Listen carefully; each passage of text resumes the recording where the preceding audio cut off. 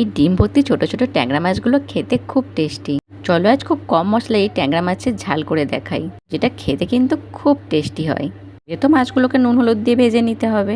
এরপর একটা মশলার পেস্ট বানানোর জন্য মিক্সিং জারে নিয়ে নিয়েছি একটা টমেটো কুচি, কয়েকটা কাঁচা লঙ্কা আর 4-5 কোয়া রসুন, 1 চামচ জিরে গুঁড়ো আর একটু জল দিয়ে পেস্ট করে রাখতে হবে। মাছ ভাজার তেলের মধ্যেই ফোড়নে দিয়ে দিতে হবে কালো জিরে আর কাঁচা লঙ্কা। সেকেন্ড ভেজে নিয়ে পেস্ট করে রাখা মশলাটা দিতে হবে। তারপর একটু হলুদ গুঁড়ো আর কাশ্মীরি লঙ্কার গুঁড়ো দিয়ে কষাতে হবে। মাঝে মাঝে একটু করে জল দিয়ে মশলাটাকে খুব ভালো করে কষিয়ে নিতে হবে 5 মিনিটের মতো। কষানো হয়ে গেলে পরিমাণ মতো জল, স্বাদ মতো নুন দিয়ে ভেজে রাখা মাছগুলোকে দিয়ে দিতে হবে। এরপর ঢাকা বন্ধ করে মিনিট 5-এর মতো কুক করে নিতে হবে।